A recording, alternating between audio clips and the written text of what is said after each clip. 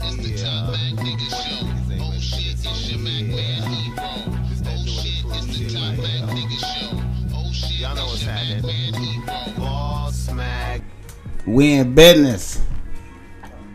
How you doing there, sir? I'm doing fine, thanks. And I'm happy to have you in here on the show one time. Bossmack Topsoil in here. I got one of my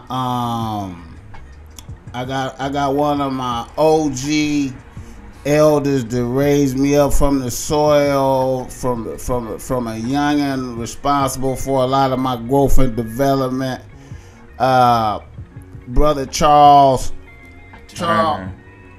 Who are you, Charles? Charles Turner. Charles Turner. Yeah. Charles Turner, where you from right now? Right now I live in Hattiesburg, Mississippi.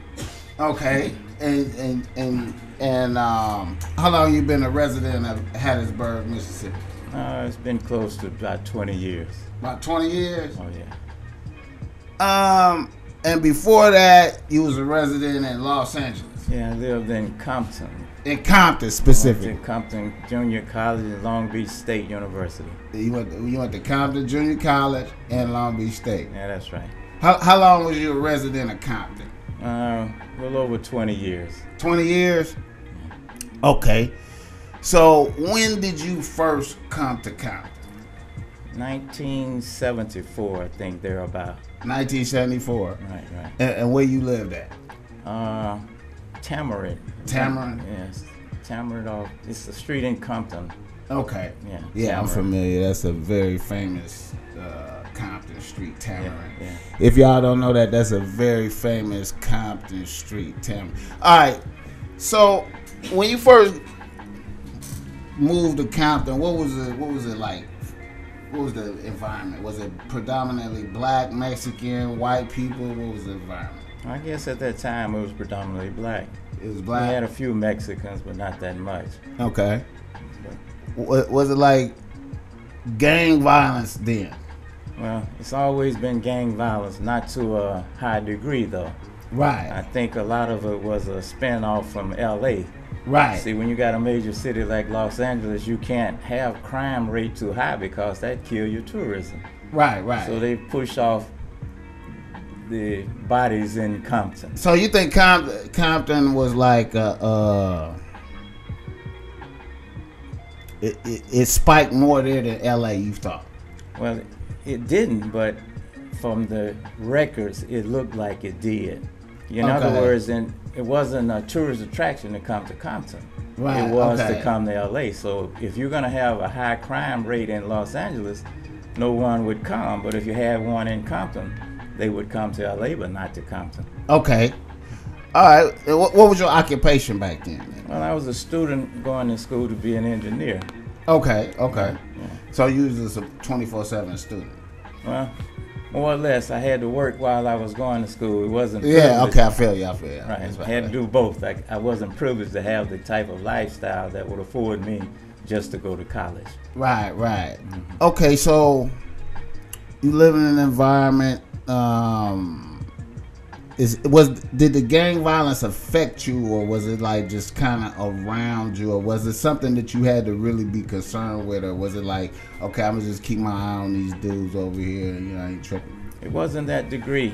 I mean, I started school at Compton I was older, Right. 25 plus when I went to college. Right. So my focus wasn't so much on gang violence, and I didn't have to sidestep violence or the gang mentality. All I had to do was just do me. That's interesting. Yeah. So you was 25 when that was happening, Yeah, right? 25. So if you was 25 now, that would have an effect on you regardless. You couldn't avoid it like that. You couldn't just say I moved out here Right. and I'm just working and Well, times have changed. Yeah, that's In order interesting. to deal with today's situation, you got to deal with today's time. Right, I get it. Right. Yeah, okay.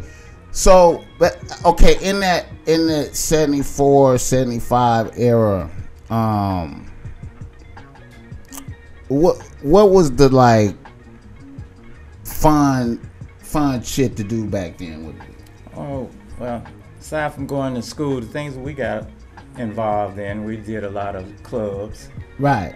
House parties. Okay. I mean, we lived in an apartment complex that we can entertain ourselves. Right. What I mean by that, sometime midnight we were doing volleyball. Right. And I remember that shit back in the day. Yeah, I remember that shit. yeah. You just drive back a memory like a motherfucker. That does not happen no more. Okay, Right, go ahead. right. But it was a closeness that we would dress up the 70s, and we'd come out and do a 70s party where everybody dressed back 70 platforms and things like that. Right. So, like I said, we can entertain ourselves and really keep to ourselves. And it was a gated community, so we Right. didn't have a whole lot of outside attraction unless you was invited in. Right. What about like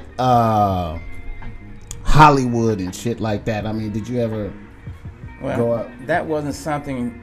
I went into the Hollywood Hills and things, and it was kind of odd you mention that because we couldn't go on certain streets in Hollywood. You It just was could not. private streets, and if you turn off on one, you would be approached by the police Immediately. immediately. They knew that you just wasn't supposed to be in that neighborhood. Off top. Right. Wow. Yeah.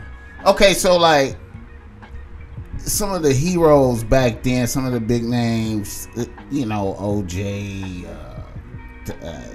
big 70s, Pam Grier, people like that. Did you ever see any people like Richard Pryor or Marvin Gaye?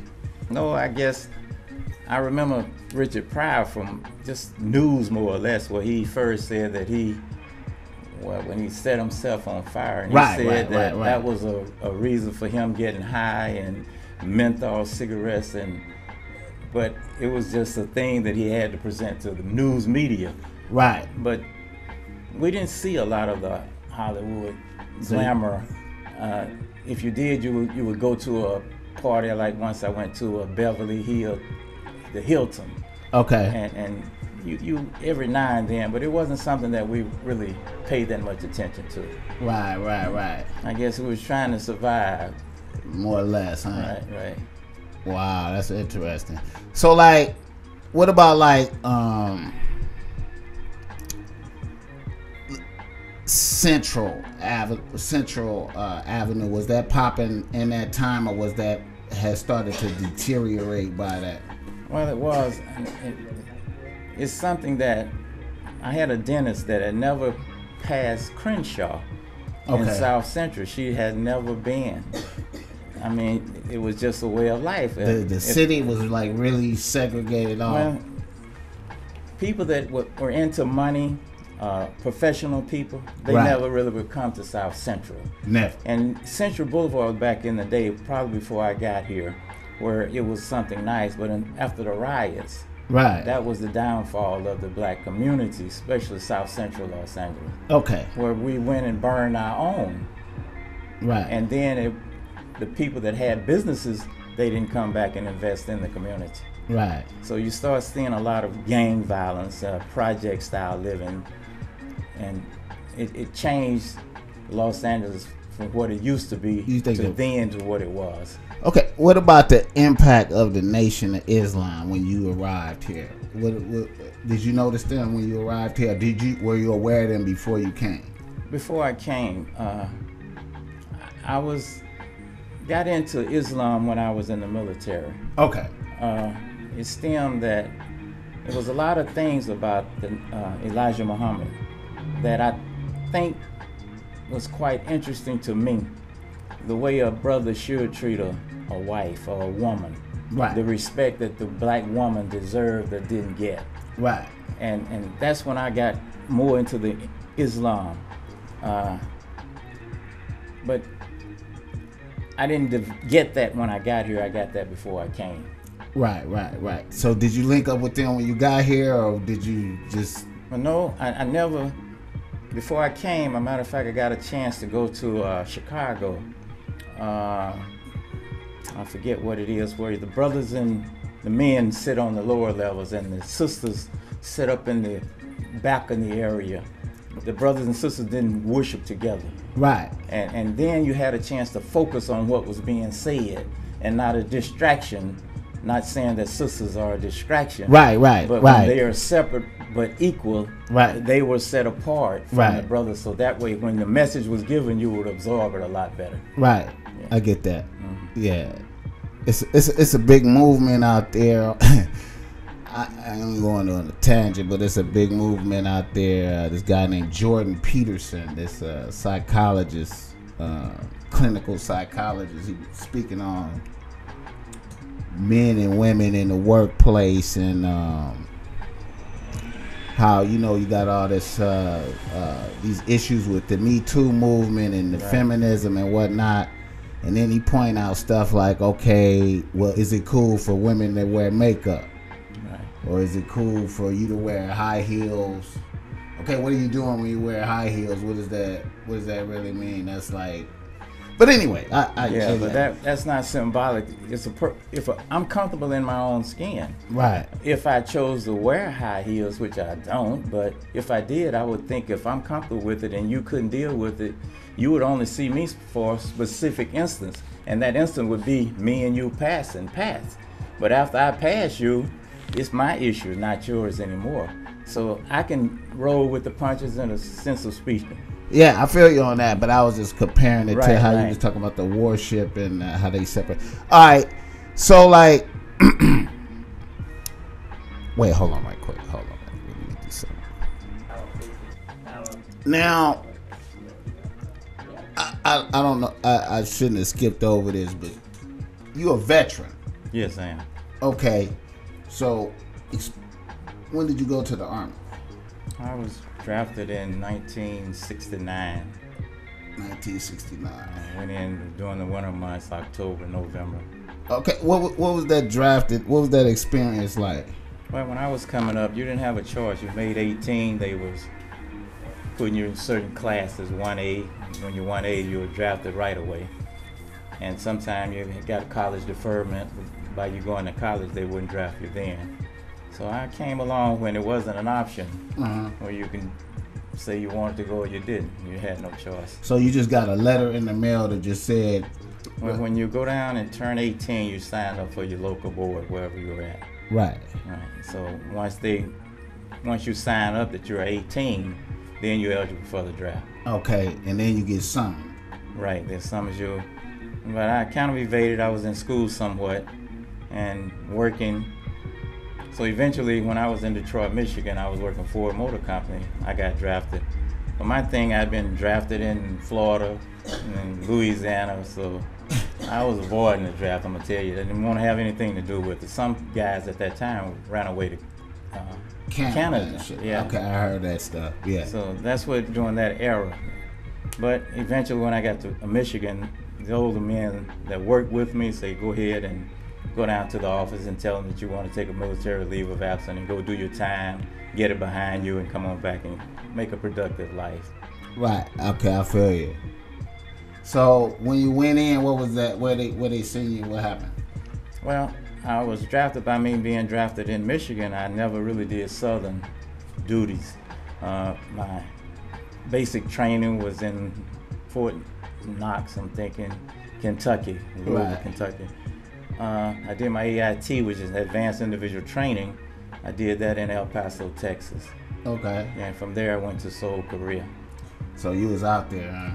Yeah, well, you didn't have no choice when they can put you on. Okay, so when you touched down out there, was it right into the shit that's killing or was it like on the peripheral? See, that depended on your MOS. If you was soldier, then you was bearing arms. But my MOS was more like at that time Nike Hercules guided missiles, so I didn't see battle like that. Okay. And I kind of agree with the Muhammad Ali saying that Vietnamese or Northernese did me anything. Right. I had to deal with America, black and white issues that was profound back in that day and time. Right. You know, I often wonder, like, when I think about that, like,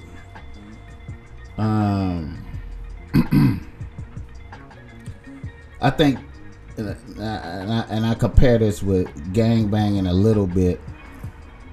You got guys over there that's killing for America, right? So it seemed like you know, you just being told, okay, go do this, and you killing and murder havoc, and it seemed like all that is on you, on your soul, like as an individual, you gotta pay for that, even though you went for America and you had to do that for America, but it's still it's you that did it. You did it. You were taking orders, and you had to do what you were told. Right. When you're overseas, you more or less got a one-way ticket in country, and they will only give you a one-way ticket back to the United States when your time was up. Right. So someone else dictated how you ran your life. I get it. Now, the people that was in there doing a lot of people that you was in, what you still talk to some of those guys that you was out there with? No, I haven't. Maybe when I first got out, I came into contact with some of the brothers, but I moved around so much I really didn't get a chance to see them. And that would be something interesting now, the ones that's living there, we can get back together and just see where we've been and where we've come from. What have happened? Did you know any individuals that was like heavy into the combat and dealt with a lot of killing and murder and all of that? No, not from my point of view. Like I say, my MOS didn't put me on the battlefield. Right. But since then, you know, when you go to the VA, you encounter those you see brothers that did go to Vietnam and serve their time and did the killings, but it was something that they were orders to do, and they just had to carry out the mission. Right, I get it. I know, I get it. Okay, all right. Now, like, when did you come out of that? Well, I got out of the military in 1971. The draft was 2 years, or you can volunteer for the draft for 3 years. That way you kind of pick where you wanted to go. But if you just regular draft, 2 years, it's in your past. Okay. So I did 2 years, 69 and 71. Okay. And then where you moved to when you first came out? Well, I got back out. I went back to Detroit, stayed there for a minute, but cold weather and me didn't get along too well. What was Detroit like for you out there? What was that environment? Well, coming out of Mississippi, it's one thing, if you wanted to work, you could work. Okay. The brothers that got there before me laid a pretty solid foundation. They found out you were from Mississippi, you got a job. Right. And a job meant money, money meant lifestyle. Right. Okay. So in that era right there, that's when Donald Goins was popping. I mean, the author. You familiar with? No, I'm not, but I heard you mention him. Donald Goins was like we wrote like a lot of books about pimps and street life and stuff. So what was the street life atmosphere at that time?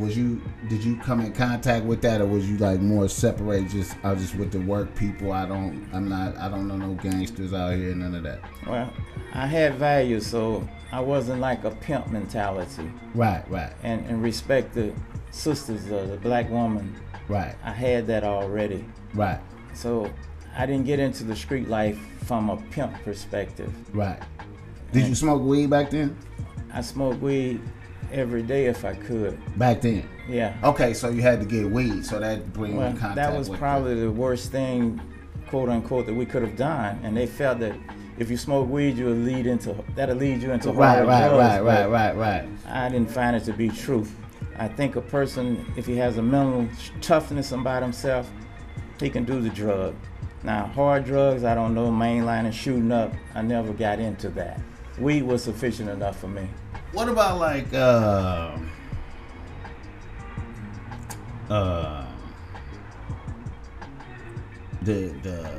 black militants that was in Detroit at that time? Did you experience any of that? Did you see them, or was it any like Black Panther type of any of that, or off-brand type of Black Panther organizations? I didn't get involved in that, but I was aware. But you was aware? Aware of okay. Yeah, because at that time, even when I got in the military and got out, we had something we used to call the DAP, where we would hit fists in hand, and we went through some signs. Elaborate handshake when y'all hooked up. And we did that, and that was a source of unity for us. Right. Okay. And that drew us together, because in the process of doing this, we would be talking what's going on here in Long Beach and what's going on in LA. And you got a chance to voice your concern to me coming into your environment, what to look out for. Right. I get it. All right, there. Okay, I got it. All right. All right, so now you reside in Mississippi. Right now. Okay.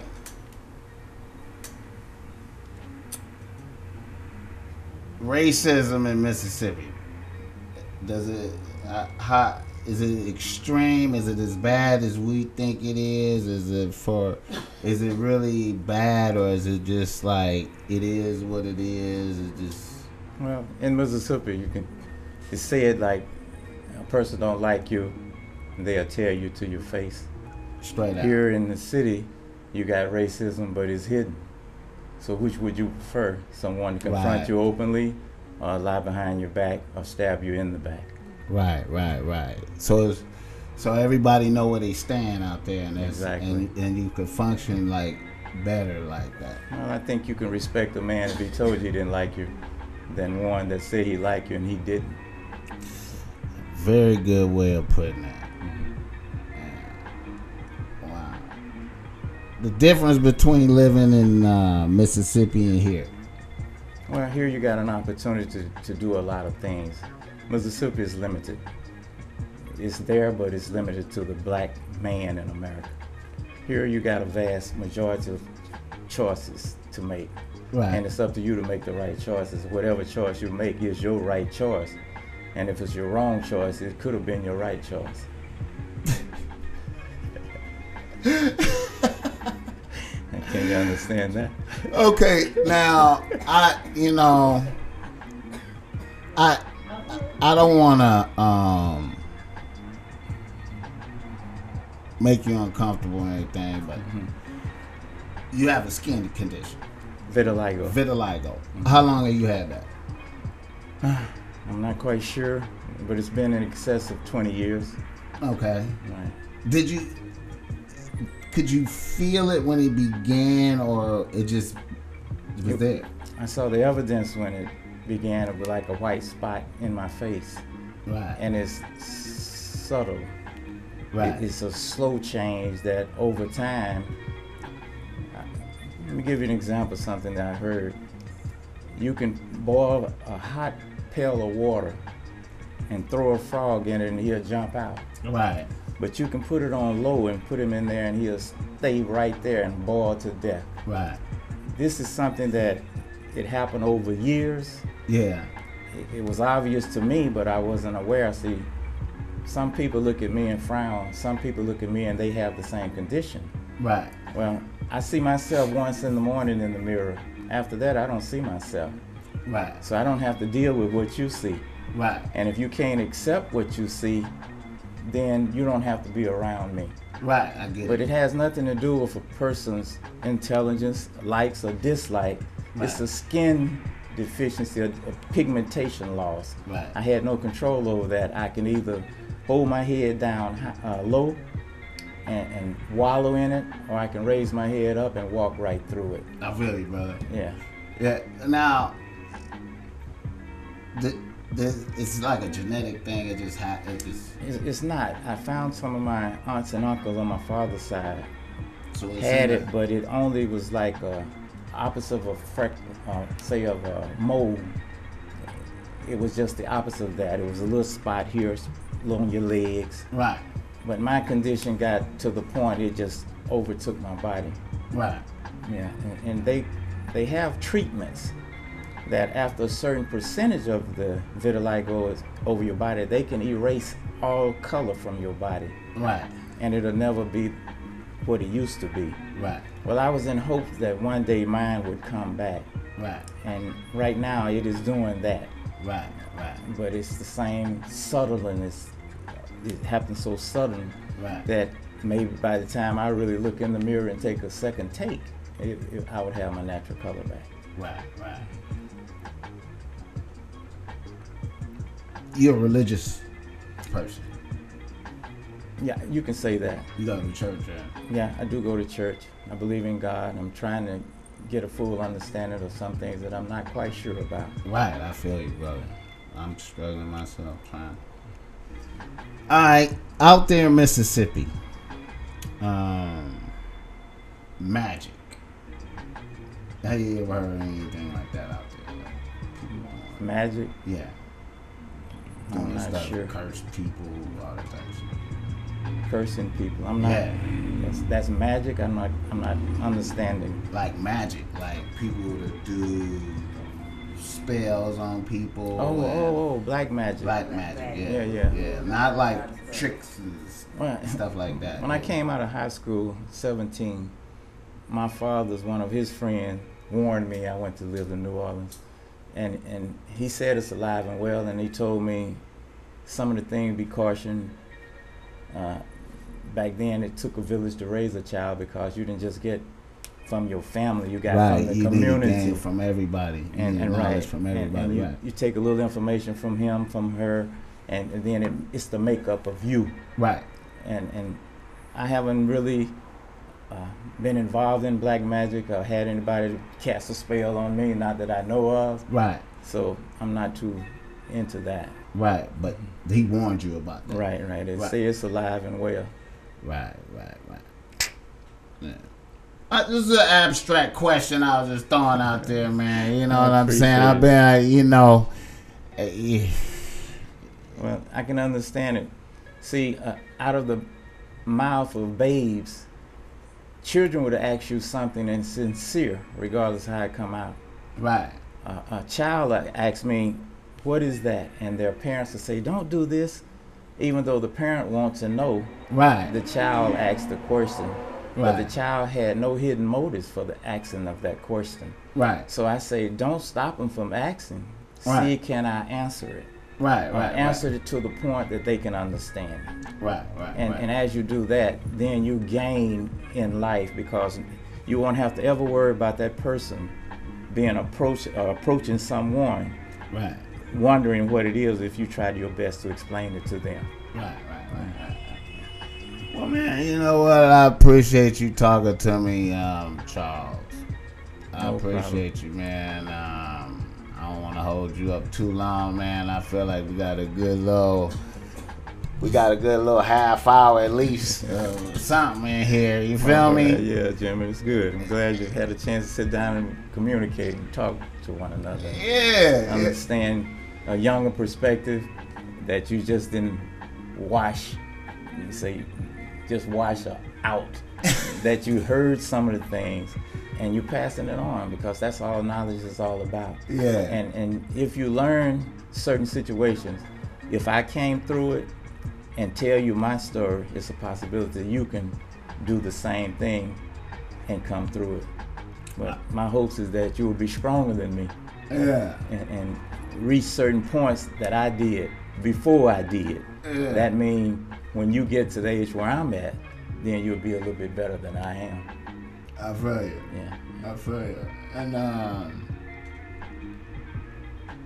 what kind of car you was telling me about earlier? The antiques? Yeah.